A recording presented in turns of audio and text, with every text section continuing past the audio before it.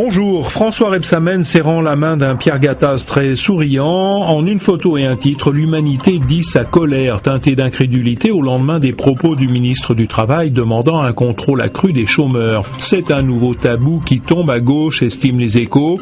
Mais pour le quotidien, les propos de François Rebsamen, même atténués depuis, ont déclenché un tel tollé que l'expérience des brigades antifraude menées en toute discrétion depuis un an dans 4 régions pourrait s'en trouver compromise. Chômeurs, immigration, le Figaro s'intéresse à ces ministres qui brisent les tabous de la gauche comme François Rebsamen ou Bernard Cazeneuve. Le ministre de l'Intérieur, paraphrasant Michel Rocard, a estimé en effet qu'en matière d'immigration, on peut brandir les grands principes, mais la France ne peut accueillir tout le monde. Tout cela est bien la confirmation d'un virage politique, analyse Le Monde, le signe qu'un social-libéralisme décomplexé est au pouvoir. François Hollande a considérablement déplacé le curseur idéologique de la gauche de gouvernement.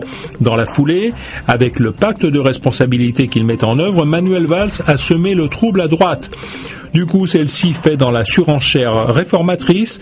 Elle voudrait que la gauche applique l'intégralité d'un programme qu'elle-même a bien du mal à finaliser, ce qui prouve qu'entre la droite et la gauche, il y a encore des différences.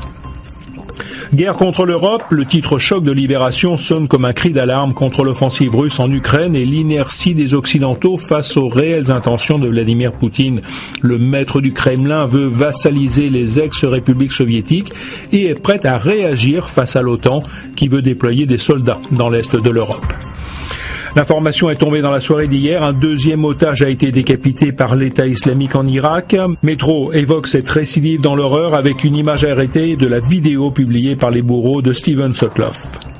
De son côté, la Croix se penche sur le sort des 700 000 chrétiens et yézidis réfugiés au Kurdistan pour fuir l'horreur de l'État islamique. Il ne croit plus à un retour et à une cohabitation avec les musulmans. Il fait trembler l'Élysée, comme l'affirme aujourd'hui en France Valérie Trierweiler, publie demain « Merci pour ce moment », un livre choc sur sa vie avec François Hollande pendant 10 ans. Tiré à 200 000 exemplaires, dont le plus grand secret, le livre sonne comme la vengeance d'une femme blessée.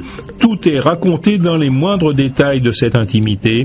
Un des rares lecteurs des épreuves le juge dévastateur pour l'image de François Hollande. On n'a pas fini d'en reparler. Bonne journée à tous.